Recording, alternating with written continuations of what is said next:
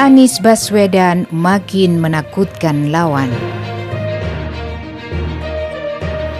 Gubernur DKI Jakarta Anies Baswedan kembali mendapat penghargaan dunia. Penghargaan kali ini datangnya dari Transformative Urban Mobility Initiative, sebuah lembaga dunia dengan agenda mengubah mobilitas untuk kepentingan manusia dan lingkungan dengan tujuan untuk masa depan. Anies dinobatkan oleh TUMI bersama sejumlah tokoh dunia lainnya menjadi 21 Heroes 2021 untuk bidang transportasi. Sebagian besar yang mendapat penghargaan adalah para pejabat dari berbagai belahan dunia. Banyak di antaranya adalah wali kota, gubernur dan menteri bidang transportasi. Yang menarik, di antara 21 orang hero itu terdapat nama CEO Tesla Elon Musk. Musk dikenal sebagai penggiat yang gigih dalam pengembangan mobil listrik ramah lingkungan. Anies mendapat penghargaan karena dinilai berhasil memperbaiki transportasi untuk mobilitas warga. Selain mewujudkan sistem transformatif dan terintegrasi dari berbagai moda transportasi, Anies juga mewujudkan jalur sepeda sepanjang 63 km. Penghargaan bidang transformasi ini bukan pertama kalinya bagi Anies. Pada November 2020, Kota Jakarta menjadi juara dunia dalam transportasi berkesinambungan. Dan tahun ini Jakarta mendapat juara Sustainable Transport Award 2021. Penghargaan itu diberikan sebuah lembaga yang berpusat di New York, Amerika Serikat. Berbagai penghargaan ini selain membanggakan, sekaligus menunjukkan kualitas kepemimpinan Anies diakui dunia.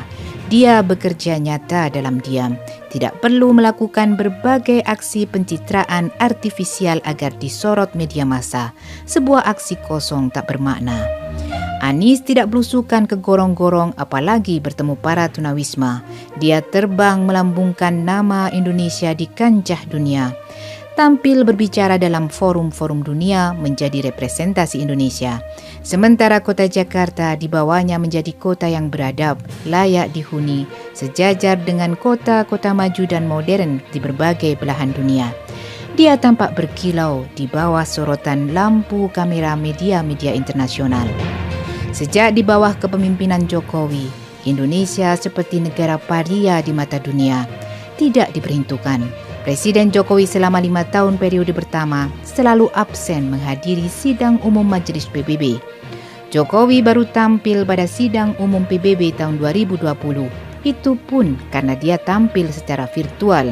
Pidato dari Jakarta, tak harus duduk kikuk ketika bertemu pemimpin dunia. Bangsa Indonesia yang besar merindukan kembali tampilnya pemimpin yang bisa dibanggakan di dunia internasional. Pemimpin yang bisa duduk dan berdiri sejajar, bercengkrama dan berdialog dengan para kepala negara lain dunia. Pemimpin yang fasih berbicara menyampaikan gagasan besar Indonesia untuk dunia.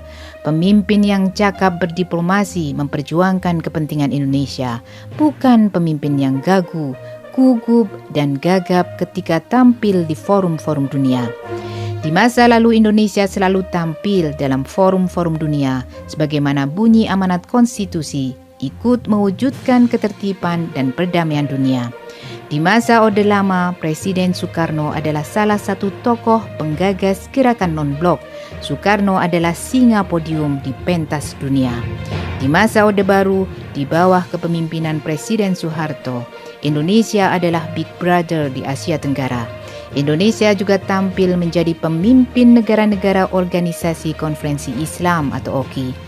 Kepemimpinan Indonesia itu berlanjut di bawah B.J. Habibie, Abdurrahman Wahid, sampai Susilo Bambang Yudhoyono.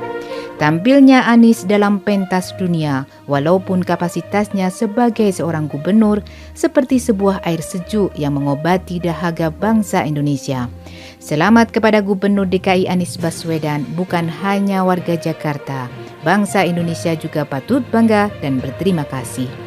Jerih payahnya mewujudkan kota Jakarta sebagai kota yang diakui dunia membuat kami bangsa Indonesia kembali berani menegakkan kepala setelah sekian lama hanya mampu tunduk menanggung malu.